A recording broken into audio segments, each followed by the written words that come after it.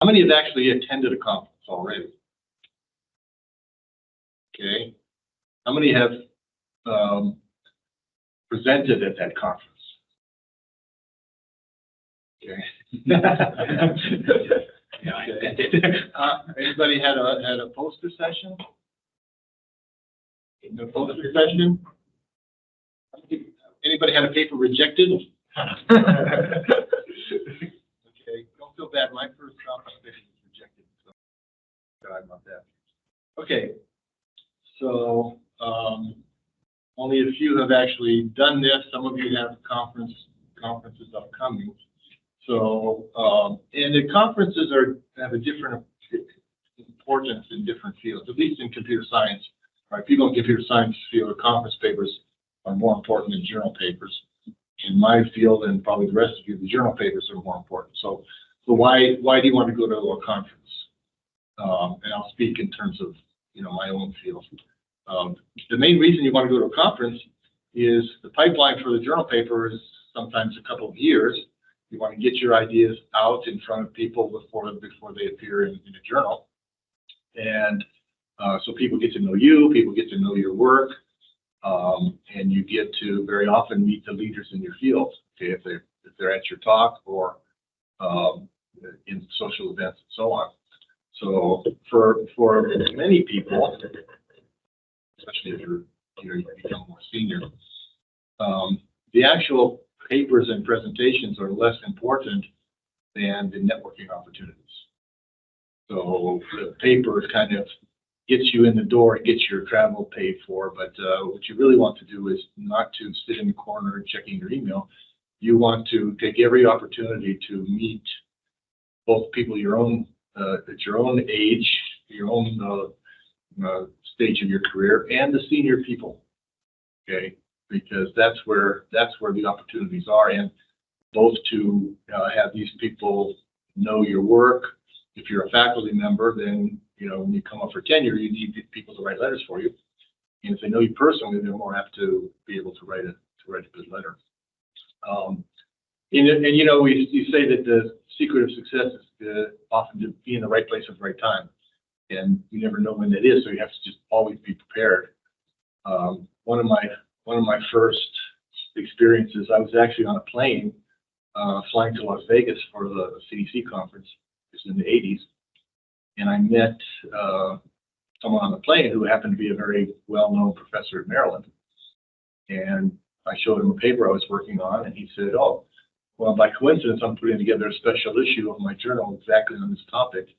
And right there, I got a paper published in a journal that I wouldn't otherwise have even known about or gotten published. So it's a little bit of serendipity, but again, you got to just be ready to take advantage of opportunities as you see them. So in terms of actually preparing and presenting your paper, I'm talking first about the networking opportunities.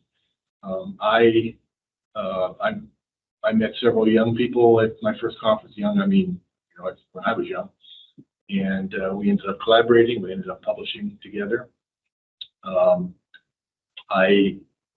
What I did this in the early '80s, robotics, my field in robotics and robot control, and it was fairly young. The Robotics and Automation Society had just been started, and I started by organizing invited sessions. So I would get a mix of some very senior people and some young people, and contact them and invite them to join my session.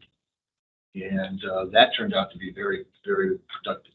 Okay, so if you have that opportunity to get together with colleagues and propose an invited session, that can be a very good way to get your name out, get your papers accepted and published, and again to network with, especially if you invite some very senior people to be in your session and you get to know them. So in terms of how to prepare, I guess your advisor is going to help you along the lines there, but presumably you're all in a group, you're not alone, and the most important thing is to practice, right? prepare your slides, run your slides by your colleagues, present them more than once so you can polish your talk.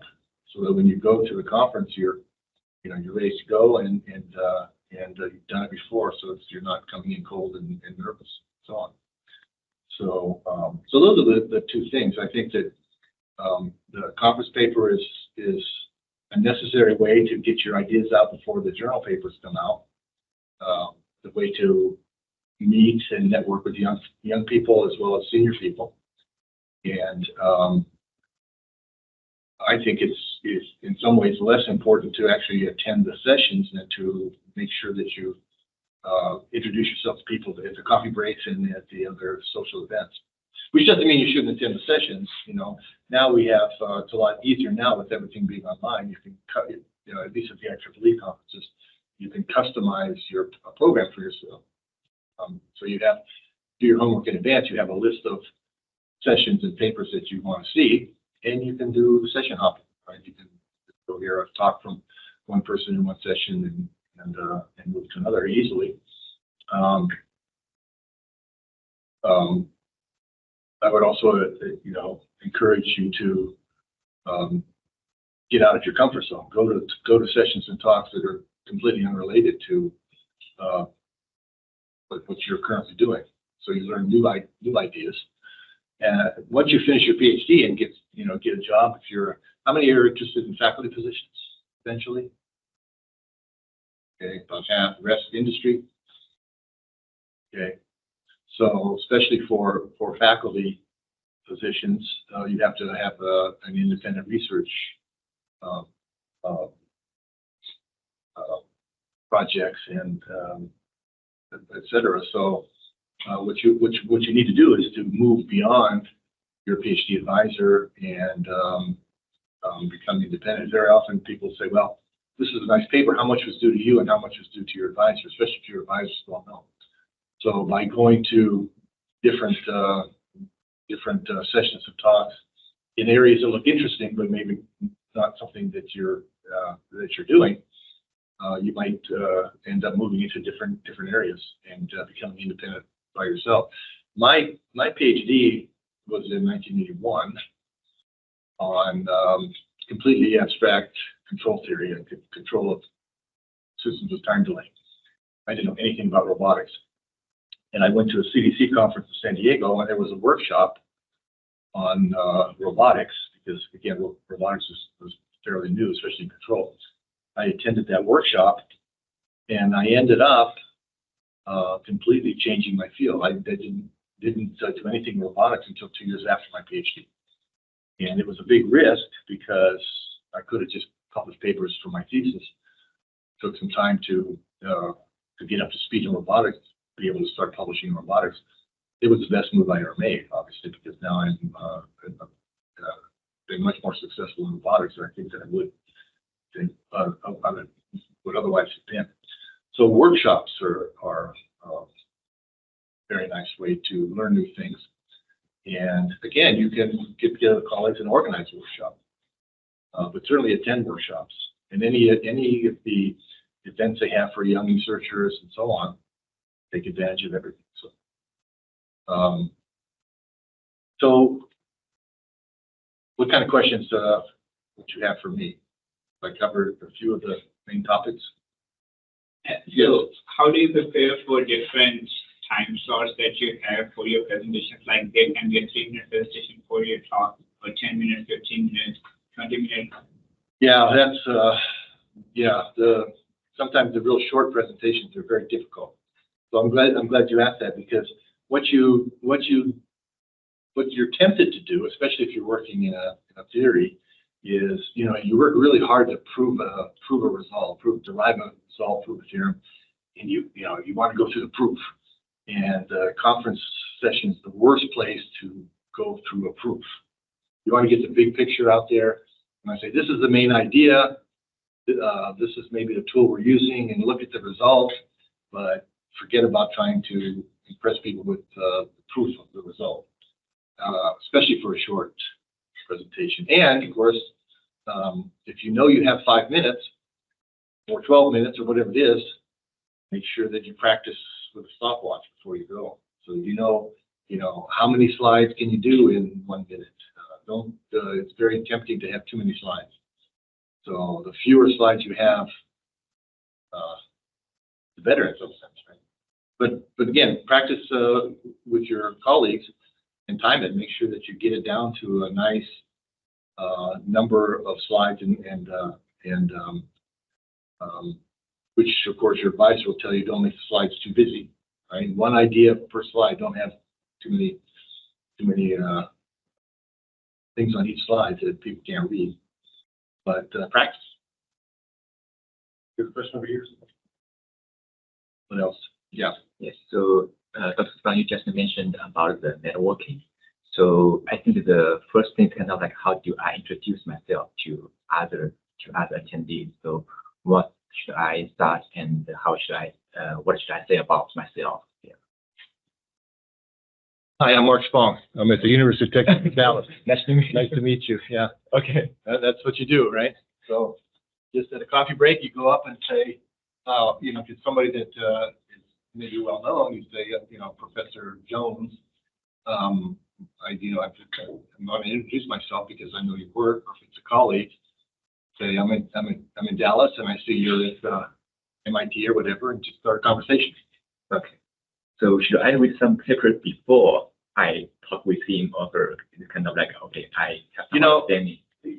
That's one thing that, especially when you're starting out, read as many papers as you can and go through the advanced program of the conference. Mm-hmm. And make yourself a list. You can customize your own program that you talks you want to attend, and at least read the first page and get the abstract and get an idea what it's about. And if it looks interesting, then read more about the details. Okay. Yeah. Thank you. Reading is important. There's so many papers out there. It's really hard these days to keep up. So you want to do a lot of skimming of abstracts and. I used to, when I started, we used to come home with bound proceedings, right? It was a big box of paper. And so I would go through the proceedings page by page and look at every paper. Now it's all online PDF. It's much easier. Check out the papers in the conference. If you can before you go, that's even better. And then you see the names of people, seek them out. If I see a good paper by somebody that I want to meet, go to the talk, and then after the talk, hey, I enjoyed your talk. It was nice, and introduce yourself. Right? Mm-hmm. Yes. So while you're presenting yourself, how do you handle an unexpected question? Like it might be out of your paper, out of your research area, or it could be something that you missed while writing your paper. How do you handle that? Yeah, another good question. Try not to BS. Don't fake it. If you don't know, say I don't know. But what you should, when you're presenting to colleagues, if you're listening to a talk by your colleague, think of tough questions to ask while they're practicing their talk, and try to anticipate those questions. And maybe the more you can prepare. The more you know your work, the probably less likely it is that you'll get a question that out left field that you can't answer. But just be honest. Say, oh, that's a great question. I hadn't thought of that. Let me think about that. Or, that question came up in one of our meetings and you have an answer for it. Again, prepare. But people can see through if you try to just fake it, but try talking too much, right? Yes. So you mentioned the robotics workshop that you went to before.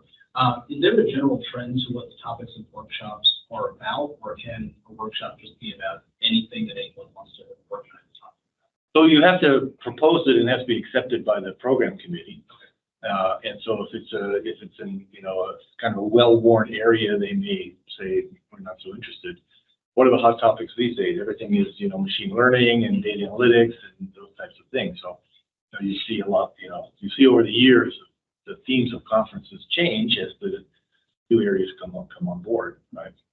But presumably your own area is something that's new, right? And you can, if there's people that you want to to meet and work with that in your area, you could propose a workshop. It shouldn't be too technical. It should be kind of introduce a broad new area in some sense, right? So And it generally, could be tutorial as well, you know. okay. So generally workshops are more for exploring new fields as opposed to diving deep into the technical niche of something that Yeah, I would say that the deep dive is more in the invited sessions or regular sessions. Workshops are more for new areas, tutorial talks, open problems, rather than solutions. What are the, because you go like myself, you go to the workshop to find what can I work on next, not what have they worked on, but what are the open problems that I can maybe work on. Yeah. I have a follow-up question about the robotics shop. So you mentioned that you changed your research topic after attending the workshop, but I mean, a lot of PhD students may not do that. So what's a good criteria to say, okay, I'm gonna stop doing my current work, I'm going to change it to this new thing, and You know, it's whatever you're passionate about. If you see a new area that looks really exciting, and you say, you know, and you don't have to completely drop what you're doing. You can kind of spend some time on one area while you're, or spend some time finishing papers from your thesis while you're learning a new area. But just follow your passion. You know, there's a famous mathematician, Dave Hilbert, and what he did was he basically, you know, he would focus on one area and become the world's expert in that area. Then he would drop that and move to another area, become the expert in that area. And he kind of changed all of these in mathematics, but he changed his field every 5 years. And my own colleague, Professor Vidysagar, he was at UTD, he retired now, went back to India. He had sort of the same philosophy. He started out doing control theory. Then he got into robotics at the same time I did. We published a book, and he moved on to he wrote a book in machine learning. He learns a new topic, he writes a book, right? So he becomes an expert in robotics, machine learning.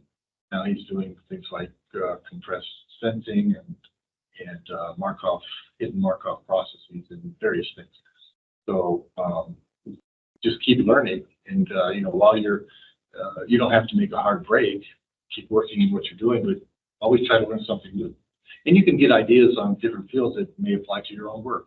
You know, if you always talk, that's why diversity is important. If you always talk to the same people that are doing what you're doing, you're not going to come up with new ideas. You can get out of your comfort zone and you look at new areas.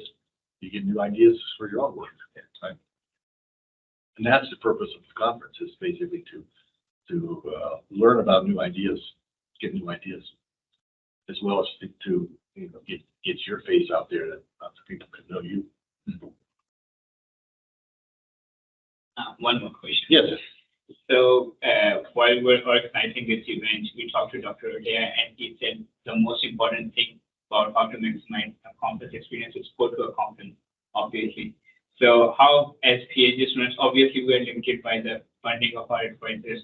How can we improve our chances to go to a funding, apply for different grants and all? Well, a lot of the societies now, robotics automation and control society, they have travel support programs. You can apply for that. We must have some internal sources of funding for graduate students here, but you know, apply to the travel support programs. Maybe don't stay at the conference hotel at $300 a night. Go to a Motel 6 and share a room with 2 or 3 other guys. You know, you save money that way, right? Mm-hmm. So one time in the mid '80s again, I was at Illinois in the robotics conference in Philadelphia. So I rented a van and took all my students, and we drove to Philadelphia in a van, all of us, and my students got to go to the conference because I didn't have that much money. So there's ways, you know, where there's a will, there's a way. Right? Shall we move on to the next speaker? I guess we had 3 more minutes, but Dr. D is not here. So you can. Yeah, he said he had an overlap here. Any last questions? Good luck with your papers and your presentations. It's fun. Get your first papers published is always a big event, right? Congratulations in advance.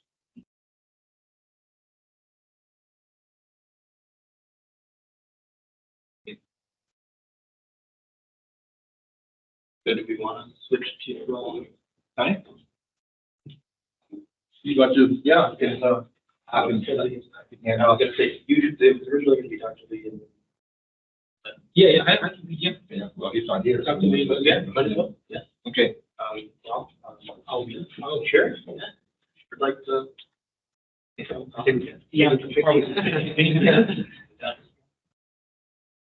I can do, well, yeah, I have my, I didn't prepare anything. These are the questions I think I'm supposed to answer. So the first question is, I mean, I'm in a little bit different discipline in bioengineering, but here the thing is, my undergrad was mechanical engineering. Also have, I also did master's in mechanical engineering. My focus was slightly different at that time. My master's in mechanical engineering, it was just coursework, but I was trying to get a job in the industry, so I was focusing more on, and then it was Michigan. There are a lot of automotive companies there. So I was focusing more on design and manufacturing, and then something happened in 2008, all of the economy kind of went down. So I was doing an internship for one of the tier 1 automotive companies, and then for a long time, and then it turns out I'm not able to get a permanent position there because the company started, they laying out people. So that's why I came back to, I was lucky, I just come back to the academia. And then I was looking for a new opportunity, and then, this bio thing came up.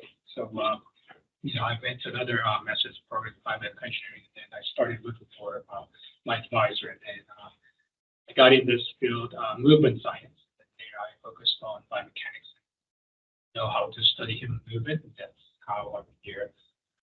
So there was that. A little bit about myself. Then the first question is, you kind of asked the question, how to prepare the specific presentation, 3 minutes, 12 minutes, 12 and 20 minutes presentation. So 3 minutes, yeah, like Dr. Sloan said, I think figure is the punchline. I don't think you have enough time to talk about, to convince why this study is important, and then what you got out of it is important, but I don't think you have enough time for that one. So I think, my suggestion is the same.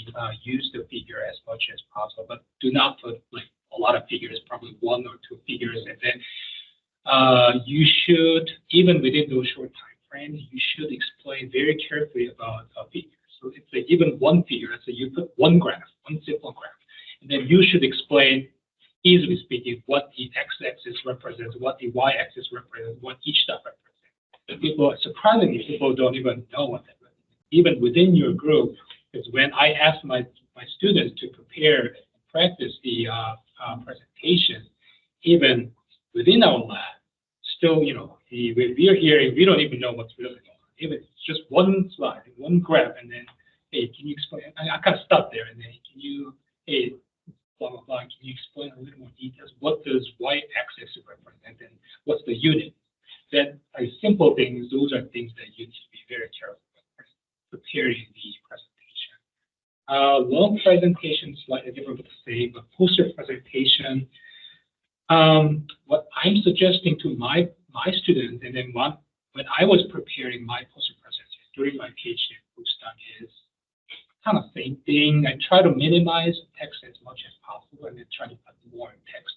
I suppose put more figures in there because the nice thing about poster is you have basically unlimited time. Like the interactions between you and then the audience. It could be just one audience, within the 1 hour time frame. It could be many people, but it could be my personal experience. I never ever read the text within a poster. If I go to a poster session and let's say I've posted certain posters, of course I read the titles and then I read who are the authors, but I just focus on, I know there are texts over there, but I basically look at the figures, the graphs on me, and then I ask the presenter to go over what the poster is about, and then I ask questions basically about the figures. So I would, still highlight the figures in poster presentation, and then try to make like big figures and big fonts. And it was my personal thing.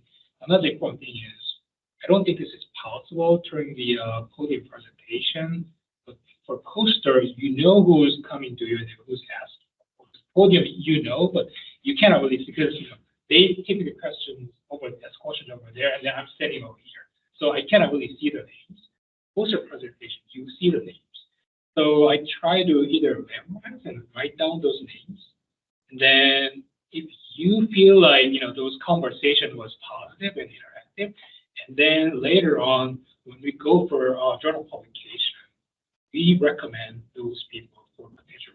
It's not guaranteed. And some journals allow you suggest some reviewers, some journals don't.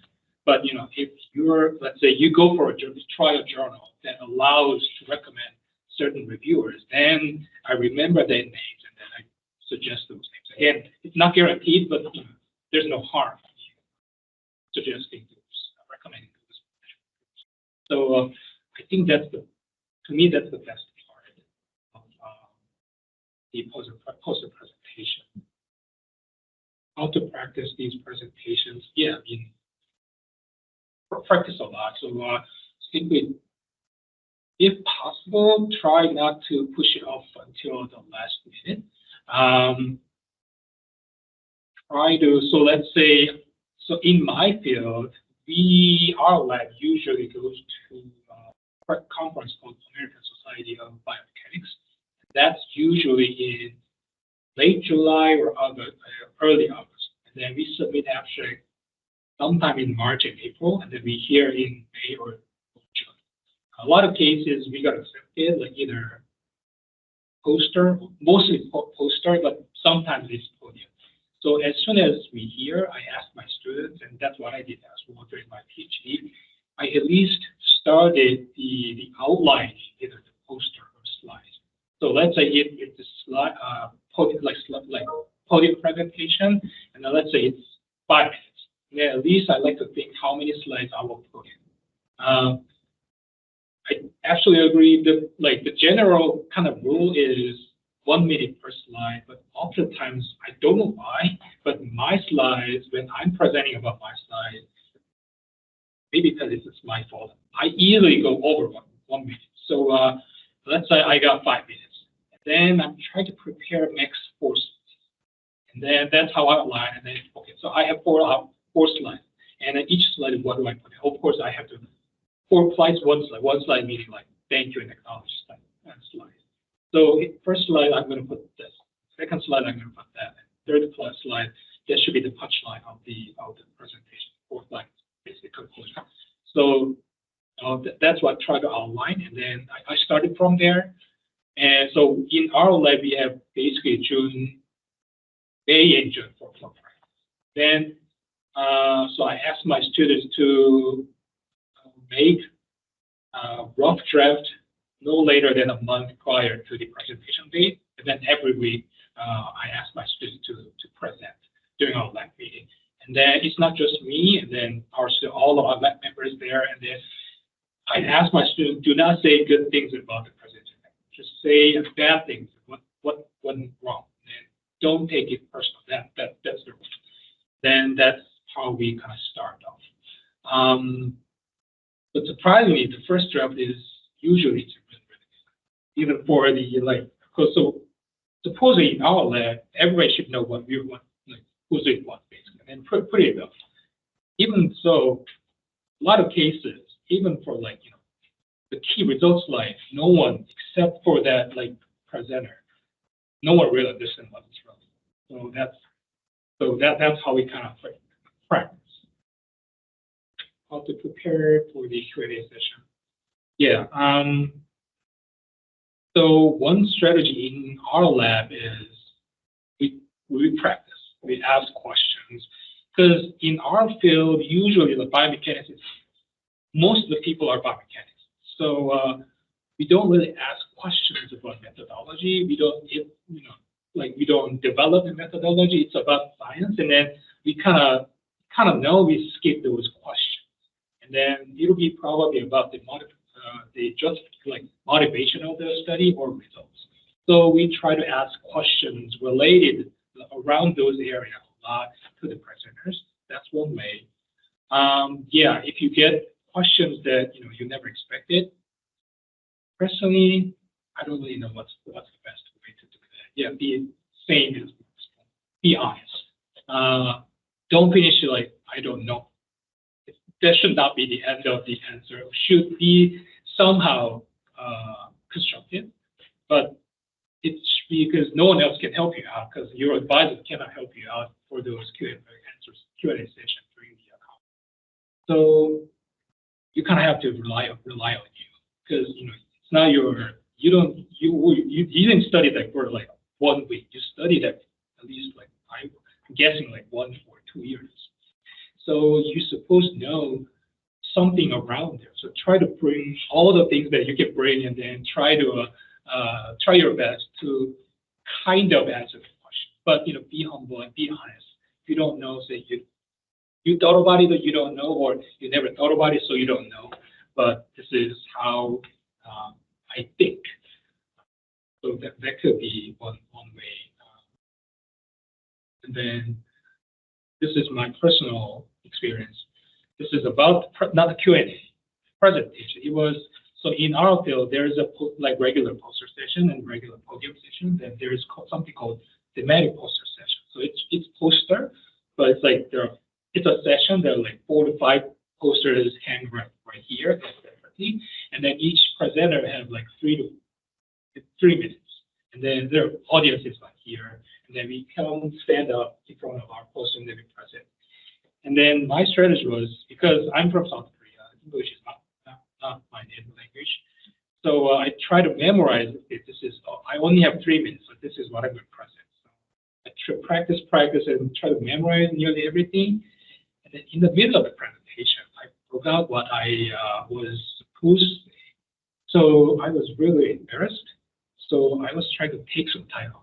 I should remember that. So I coughed a few times so that I have 10 to 20 seconds. So that it kind of took time so that I can remember what I was memorizing. So that's another.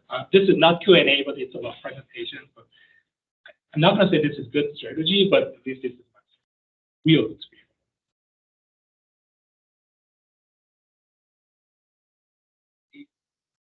How to approach other industrial professional professors, students for job opportunities.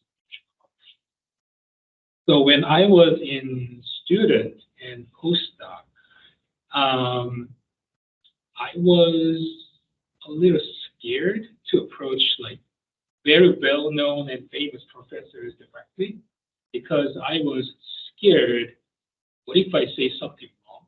Or what if I say something that is, without any reason, that is somehow against to the professor's work?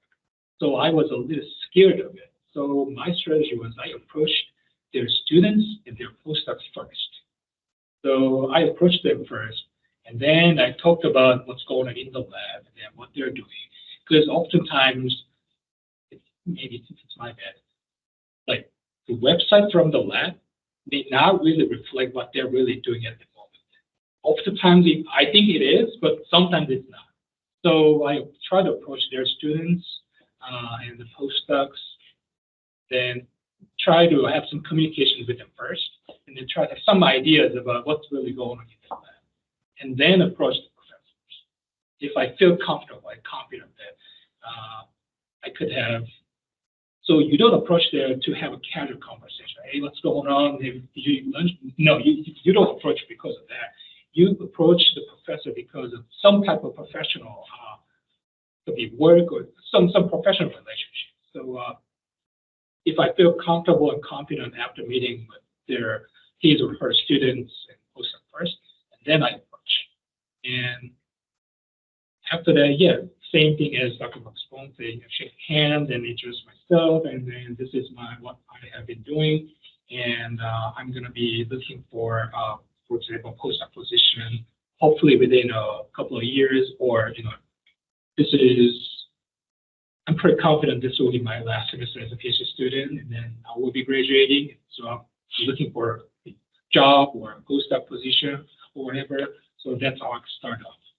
Then again, another thing is, don't forget about those well-known, famous professors.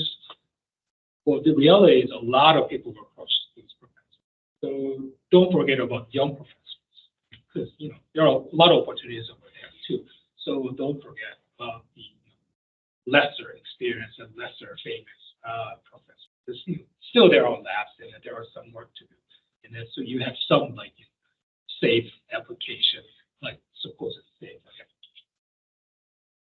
application.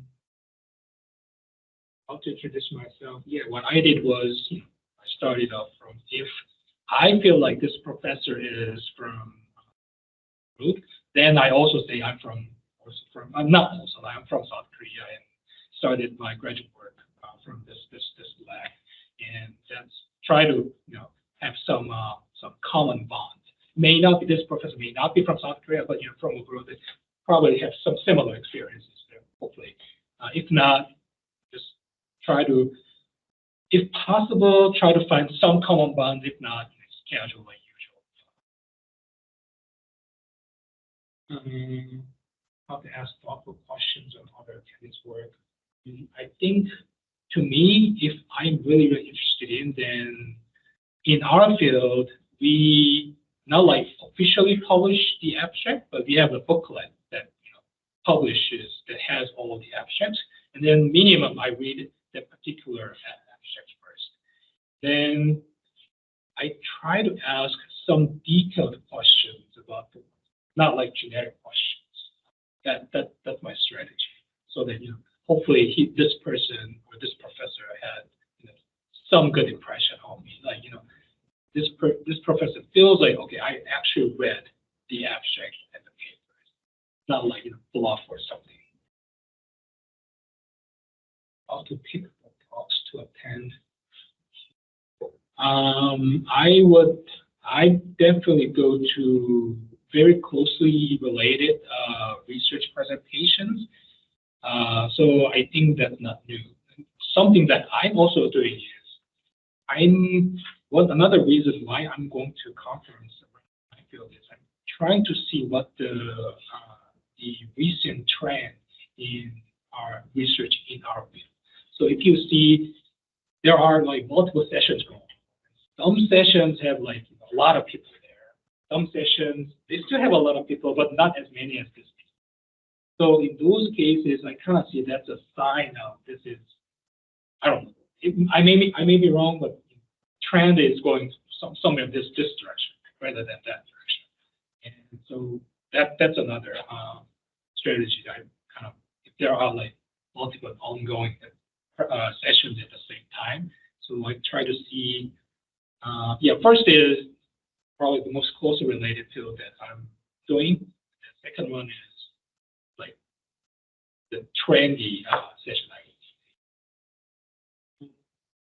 How to deal with schedule conflicts between interesting talks. I think I already talked about this. Do I need to read speakers' papers in their talks? If you want to have a little further discussion, then what I did was yes. If not, I didn't. Because I could ask a generic question. That's totally fair and okay. So if you're looking for a postdoc position in those labs, I would say absolutely yes. But if that's not the case, it's not. Of course, it's not bad. Of course, I would. If you have time and energy, then of course, definitely read and ask questions. Who knows what happens? So definitely yes, but I would say not necessarily. Then I think I kind of answered the questions. And then another, to me, when I was doing postdoc and PhD, another big reason to go to conference, if there's funding, is join the conference. usually not, you know, in your local area. It may not be a fancy area like Las Vegas. It could be because this conference that it's my home conference, American Society of Biomechanics. We had some nice places like Los Angeles, and it's some nice kind of Canadian. It is American Society of Biomechanics, but we have some Canadian relationships. So it's a nice Canada area, but sometimes it goes a little weird places, like, you know. So this year please don't, I'm not against. This year it's Madison in Wisconsin. I don't know if it's a fun place, though, yeah. But still, no matter what, enjoy the place. It's different places that you usually stay, so there's got to be something over there. So take some time off, and then I should probably say this: take some, you know, time off from your work, from your advisor, so that you can enjoy the conference. I think that's probably I shouldn't say this, but you know, when I was doing my PhD postdoc, there was a little bit important part.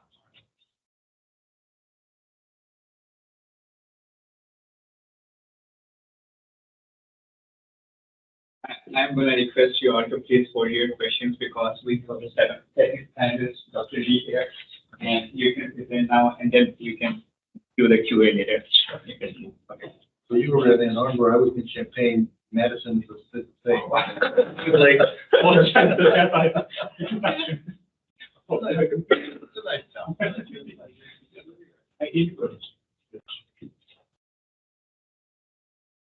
Sorry, that's a good established. 2 meetings. There's a senior design team I work with. I overlooked that the event is here. So, and then I told you. Okay. I have a few slides. I didn't know the form, but it's pretty hard. Yeah, that's fine. And Okay. can you please find the Teams code? Or can you point to it so that people can see the slides from there? Yes. Okay, I guess that's fine. Okay. It's right there. Yeah.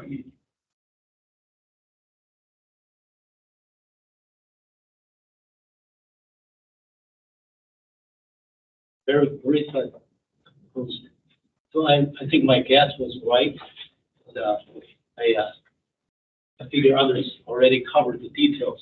So, you know, just so you know, I think many of you might know I do more applied work with the industry. So I might give you a little bit industry perspective, just in case, maybe not any of you, okay, but in case some of you want to go for, you know, corporate research or industry kind of scenario. So just share some points. So,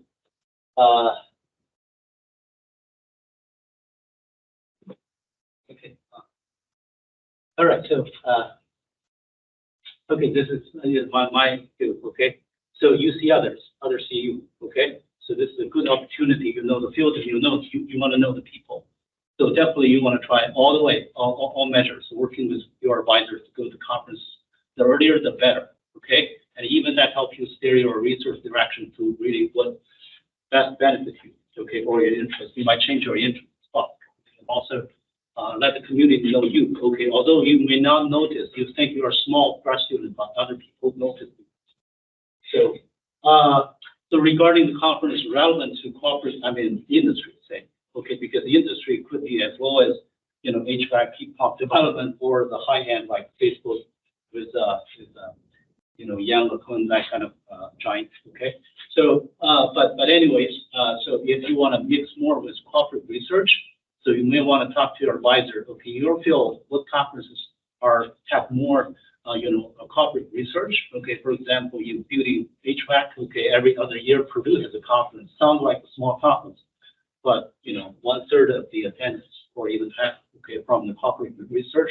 Corporate research people don't go to they go to the Purdue conference. Including manufacturers. Okay, so you should know where they, you know, where you actually, so instead of finding them individually, okay, you know where the major population, the swarm, so go to, all right. So, and believe or not, okay, you know, in addition to finding the new trend of the research, corporate research people go to, you know, go to meetings to look for the next generation, to look for the competitive, new blood. Okay, that's what they want to do.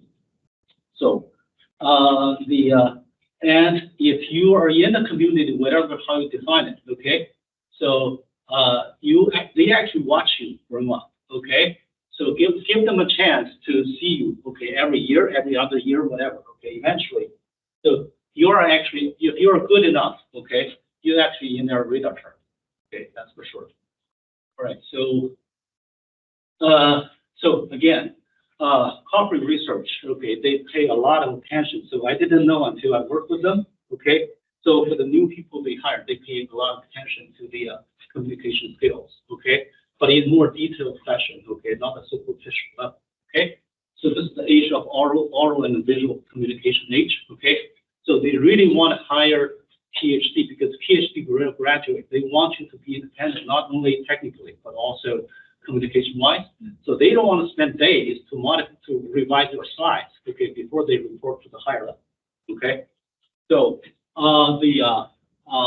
so my point is plan early, okay. So because a lot of students, okay, passive, okay, waiting for advisors kind of command, okay, you can start, a week before, okay, you rush, you don't get good results, okay. Try to utilize the scatter time weekend, to work on a slide earlier because it's iterative work, okay. So this is the deal, okay. So every year or every 6 months, you got a chance to expose yourself to small technical community, okay. Every detailed field you work, actually, if you look at the whole United States, not many people, not many groups work on this, okay. So that means the exact radar chart, okay. So the spotlight, the invisible spotlight from corporate research, actually, they pretty concentrated, okay. So this is a good chance. So it's not only a 15-20 minutes talk, okay, but it's your chance, okay. Just like talk show, the actors, so they practice so much just for that 5-10 minutes, okay. For example, they have a chance to go to White House to give a show, okay. So that's the same deal, okay. Pay a lot of attention, okay. So Professor Kim already mentioned a lot of skills you can use. That's great. So all right. So this is my comment. Okay. Don't take it as a task from the wiser boss. Okay. And rehearse, okay, just like the duck, okay, calm on the surface, and you do a lot of tapping underneath, okay. And so presentation is what? It's a cluster of a lot of tiny things, okay. Instead of there's no, big piece, okay. So a lot of small things you pick up on the way, okay, from your advisors, from other people, from YouTube, okay. Use all the tricks put together, okay. So it's like every aspect, if you improve 10%, okay, you multiply 1.1 by n times, okay, it's 150, right? So, okay, know your conference room size. My experience, okay, we didn't know, okay, so the conference room, the session could be 30 people, sometimes square, okay, sometimes very long, okay, and sometimes it could be a big, very big room, okay. So I saw students didn't prepare, okay. And just, small, okay? People from the, the middle or back cannot see anything, okay? So that is no good, okay? So do a little bit checking in, whichever way, okay? So if you find out, okay, when you arrive at the conference site that you end up with a big room, okay, adjust the font size if you have time, because that's the precious, 15-20 minutes you have this year, okay? It's worth it, okay? So don't go for the sightseeing, okay, save the time for that, adjust it, okay? So, and then, okay, so about the planning, okay? So develop your slides with right intensity, okay? Don't too sparse like, Steve Jobs, just one picture, okay? Don't do that, okay? But don't be too intense, okay? And then, regarding the content, okay, you need to really, that's why you need a lot of rehearse, is to condense the, the speech you want to make, okay? So every slide about 1 minute, okay? So for international students, you can only speak like 6-7 sentences, okay, what they would be, okay? So don't put it to the 3 days before the conference, okay, before your presentation, that's too late, okay? So, so especially for, for people like me, like international students, English not, simply second language, okay? So make your presentation, okay, easier for yourself and easier for the audience. That's very important, okay? So font size, your choice, okay? Color type, okay? What? You want to grab their attention in the most efficient fashion, okay? So within 1 minute, not only you want to speak what you want to plan, okay, but also make sure it delivers to your audience, okay? So use color, don't use light colors, okay? Don't too glare, red, okay? Red you can use occasionally, okay? To draw attention, but don't have a half slide red, okay? That kind of thing, light blue, light green, bad colors, okay? So use animation to drive your presentation, okay? That's very helpful, especially for international students, okay? So, and also, okay, for the audience, okay, you grab their attention and with fast delivery, okay, efficiency, okay? Because if you don't have animation, it's like 6 courses of dishes, okay, put together on the table. They are busy finding what you are talking about, okay? Really. So use animations and all the aids, okay? Use short phrases if you have more content, okay? Avoid long sentences, okay? All right, so figure tables content, okay? So the thing is, if you think this is important, okay, then the rest of on the slide makes sense to you, okay? Do not simply copy paste the figure tables from the paper, okay, and just tell the advisor I have done it, okay? Don't you think this is correct, okay? Redo it, okay? Redo it. Number one, tables are bad, okay, because you force our people to read the numbers, okay? Use bar chart, radar charts, okay, so that they can quickly get your information, okay? So do things different from paper writing, okay? And also, if you have the animated version of that, it's even better, okay? So this is the primary difference, and if you can observe video animation, okay, in the right way, in the right pace, don't delay, okay? You practice a lot, make sure it does not stop, okay? Don't use online resource because you could be cut off by the bad connection, okay? So make sure everything is well prepared, okay? So this is just, okay? So the, where do you know them? Okay, so the, okay, I make it very narrow, okay? So you want to see where's my future employers, okay? The senior people, hiring managers, where are they, okay?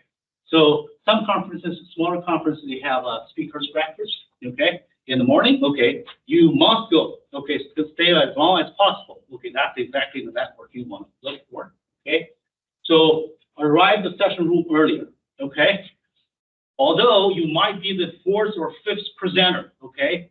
Don't say, okay, I'm going to spend my time to listen to other sessions. Wrong, okay? Go there, okay? This is the time they know you, okay? Session chair, okay? At least that's much more senior than you in the field, okay? So be there, talk to them for 3 to 5 minutes, know each other. That's the best time, okay? To mix, okay? And all right, so regarding the interactions with industry people, okay? So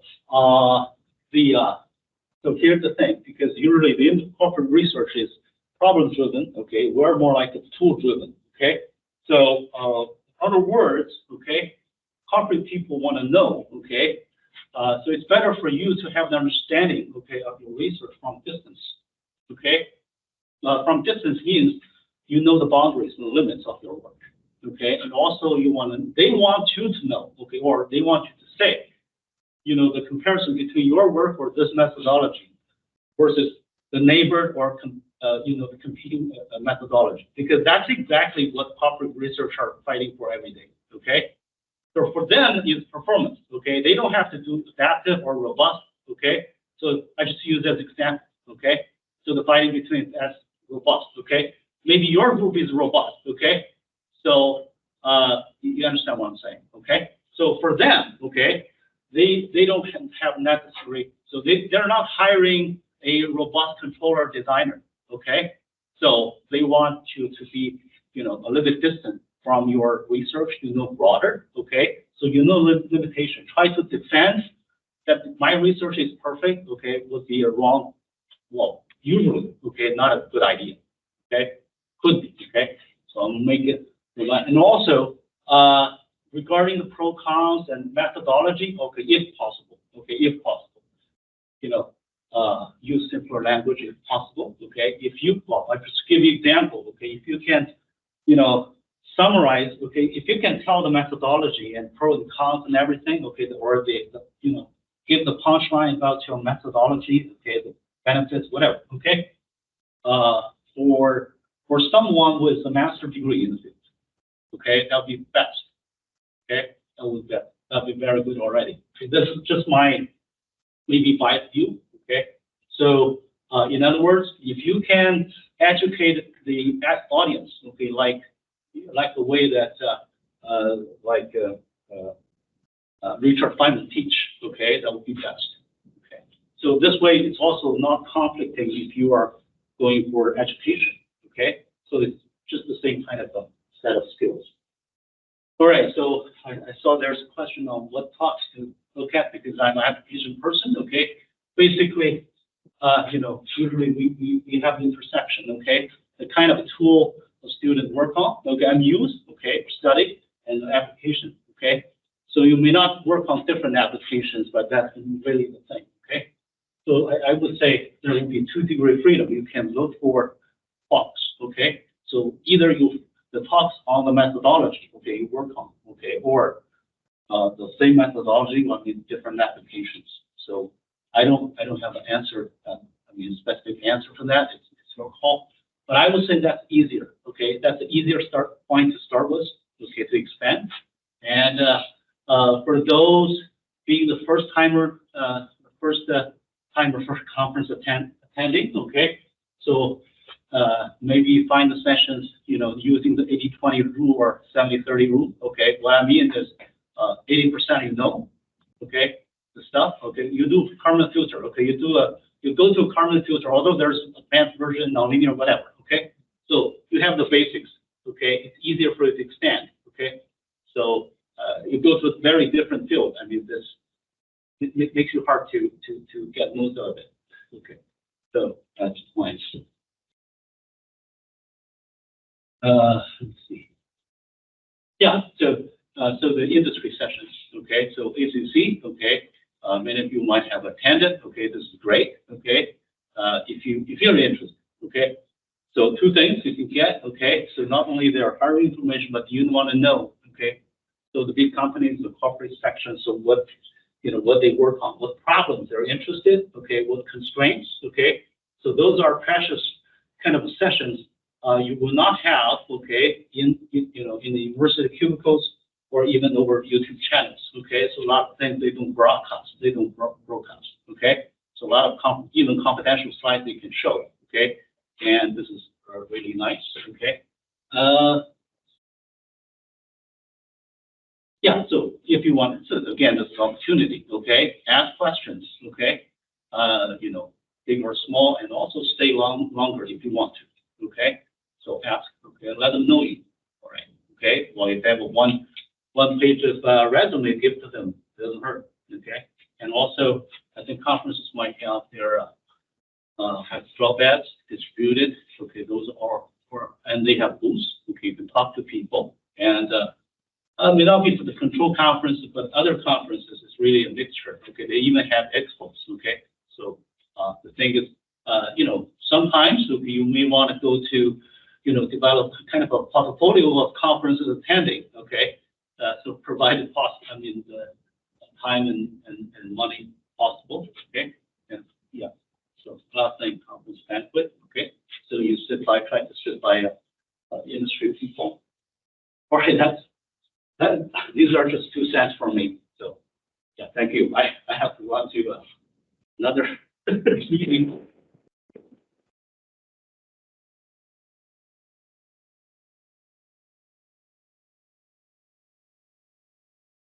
Oh, okay. I guess we still have 2 professors if you have any questions for them. I have one from Dr. Kang. since you are relatively junior and you have a fresh postdoc experience, how do you feel the difference going to conference as a postdoc or PhD and a professor? Yeah, that's a good question. I think my expectation, my view, and perspectives are very different. So students, I think it should be more for networking. I absolutely agree with I think if I recall my PhD period, I think I was more focusing on how to present my work instead of networking with them. I think I totally forgot about the importance of those because I was really first I was nervous, even with for a poster presentation. What if the same thing? What if I got like a tough question that I never thought about? Like I don't want to say I don't know, but I have to say I don't know. So I was a little scared. So I was very nervous, and I was into like how do I disseminate my result and my research? That's what I focus more on. But I'm pretty sure I was wrong. So I think I should have focused more on how to network with other people, like other PhD students, how their life is like, and what they're looking for after PhD, and postdocs, postdoc life. Because when I was doing PhD, I was scared of being a postdoc. I just had that feeling for some reason. For like no reason, I was just scared a little bit. But I was asking how their life is. I should have. That's what I mean. Yeah, and then for postdoc, during my postdoc, of course, I did postdoc for 3 years. And 2 out of 3 is COVID. But the one was like physical conference, and then the second year in my postdoc there was no conference because of the COVID. And then third year it was virtual, so it was slightly different. But during my postdoc, I was focusing more on because that moment I was doing PhD. I had no idea what I wanted to do. Like after PhD. Doesn't really matter as long as I get real job somewhere. Then I'm fine. That's what I thought. Postdoc, I thought, okay, I think I want to be a professor, and then I think I need to be a professor. That's what I thought during postdoc. I just had that in the first thing. So I was trying to interact with young professors, how they got their faculty position, what's their the CV looking like. And of course, different fields have different. Was there, to my knowledge, there's no standards. This is a cutoff that you should be a faculty member at some university, but there are general trends. So how many first author papers do I need? In our field, co-authored papers, conference presentation is not so important in terms of the records. It is important, but it's not as much as important as first author papers. So how many first author papers do I have to publish in what type of journals? And like fellowship, do I have to have it? Let's say if I don't have it, do I still have an opportunity to become a professor in certain types of meaning like research intensive university, like teaching. That's what I mean by R1, R2, R3, and then liberal arts cards. That's what I mean by certain types of university. So in each time, there are professors from everywhere. So I asked your professor, how are their CV like? They got their, and then what's the interview? What's the virtual interview like? Called like phone interview like? And what's the on-campus interview? They're like 3-day interview, 2-day interview, and then what do they have to prepare? And that's what I think I focus a little more on.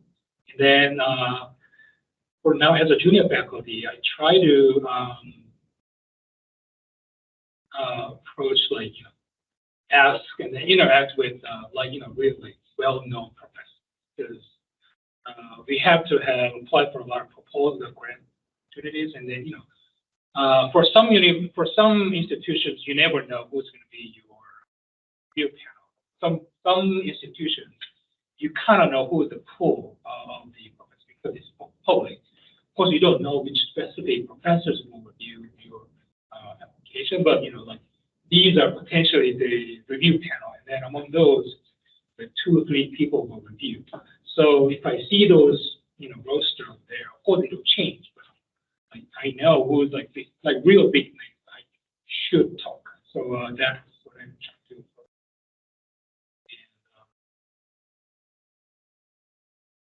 And, was it your question? Yeah. Okay. Yeah. Yeah. Sorry.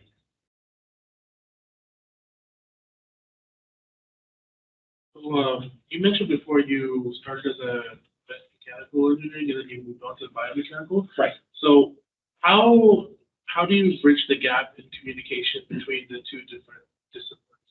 So like, That's good. Yeah, that's a tough question. Yeah, that's the question. To me, there's no magic.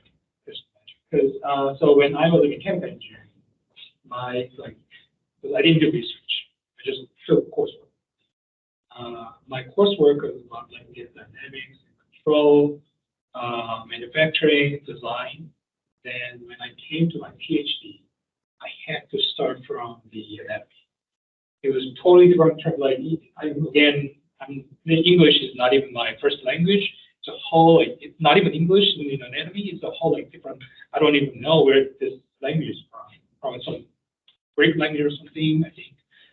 Then it was really tough. So you have to invest a lot of time in there. You have to. To me, there's no other way than working really hard.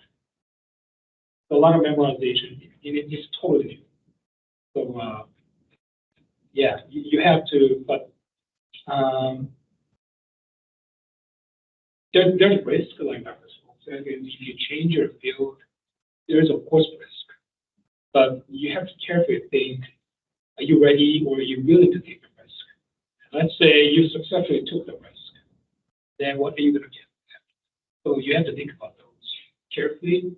But after that, let's say you choose, don't look back, work hard. To me, that's the only thing that I did it, and I'm not a genius. So I had to spend a lot of time studying. Yeah, you're trying to work with different cultures. It's really hard to come from a very technical culture to a field that's more descriptive. We had a group that was trying to get together in Illinois with faculty from engineering and in fact of kinesiology. We were writing equations and doing theory, and they were putting people on course platforms and collecting data, plotting the data, and they didn't have models. And 2 different languages. It was just, it was really a challenge. I'm not sure we were successful. I did force play and Right. But you had a background in the theory, yeah. Right. So there's, and from time to time you see, like the National Science Foundation wants to encourage interdisciplinary proposals, or journal wants interdisciplinary papers, and you find, if you have a paper or a proposal that's with a physicist and a control theorist, then the reviewer will say, physicist reviews it, he'll say, well, control theory looked interesting, but the physics is trivial. And we send it to a control theorist. Well, the physics looked interesting, but the control theory is trivial. So, it's and so it's really hard to get different cultures even talking to each other. It's a real challenge. It's important because everything is, multidisciplinary these days.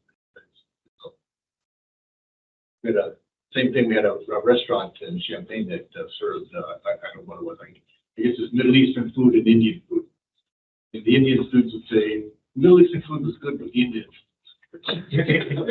Middle Eastern students would say, well, the Indian food was good, but the Middle Eastern was not what I was used to. Same thing. Great point. Yeah.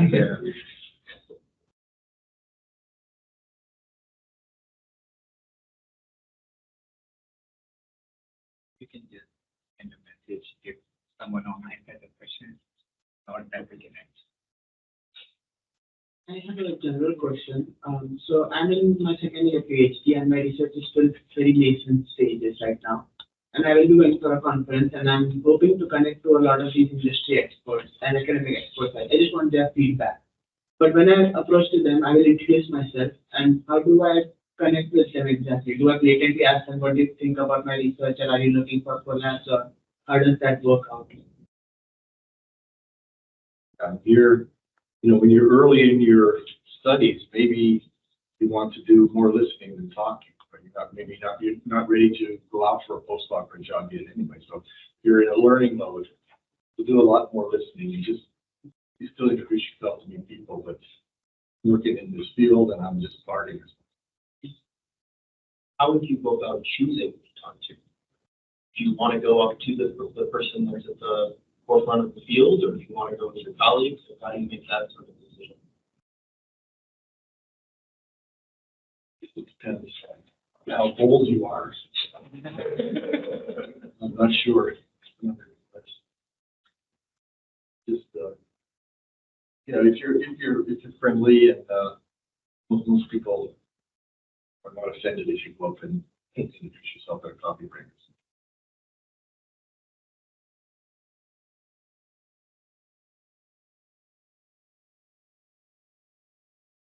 I was just wondering how often do you find yourself getting a new idea for your own work from something that you saw or heard at a conference? How often that happens that you got a new idea about something at a conference and you follow up on that and that's something. So you got sorry, I need to take on. No, I mean, because to me, sometimes I thought when I went to a conference, I thought about attending different types of topics to see if I could get some new ideas that I could apply in my own work. But sometimes I would make notes, but I ended up not applying anything of that. And I wondered how often that happens to you, like eventually you get some interesting ideas. To me, it's those like applying like new ideas, not easy. So how I'm doing is, yes, I make all the notes, some notes. Then at the same time, I try to get their contact information. For example, if the business people, I ask business card. If they're not going to give you business card, to me that's already one sign that this will not end pretty good. If at least they're willing to give you a business card, I think there's some hope in the future. The same thing, so I ask their contact information because you get this new idea from someone else, and I'm assuming that you will need that gross help a little bit or whatever you're doing. So I ask their contact information, and if some groups are open, I'm very willing to share a lot of things, but some groups don't. So first I try to screen from my end, from screening. If they're not willing to do anything, and then it means I have to dig into a lot by myself. And if I feel like it's too much time, then at that point I kind of decide if they really want this. But there's a risk. Of course, you have to, that's the risk carefully, but that's one sign I probably have to drop this. But let's say they're willing to share this contact information, some content. Then if you're like in training and when I was doing my PhD, I didn't change anything in my pretty much every single thing I discussed with my advisor, so that we're on the same page. So I also discussed with my advisor, and then ask their opinion, ask their approvals. Then try to reach out to the groups that you're interested in terms of the new ideas. Then we talk together. Sometimes it works out well, but sometimes it doesn't. I've been doing this a long time. I've had several occasions I've got some ideas. Sometimes to read papers that will allow them to talk. I would say, I'm working on this problem and oh, this reminds me, why don't you try this? And, so I would actually get some ideas and ways to approach problems from people I was talking to at the conference, or in some cases, people that were visiting and didn't spend hours at the university, not just conferences. So again, the more you can meet people and talk, the more chance you have to find things. And I can point to a couple of papers that are my best papers where the key idea came from somebody else. Why don't you try this? I'd like to add this, and this is not related to this, but this is what I heard from a physical therapist professor working in the VA hospital in Houston. She said the importance of presentation, like journal publication. Journal publication, they know how good you are, but they see your potential from your presentation. That's what I heard, and then I think I agree to that. So that's do not ignore the importance of. So they see potential. I think I'm doing the same thing. So if you screw up in let's say you write really good paper, for some reason you screw up your presentation like in a row, let's say multiple times, and some people could determine your potential from this.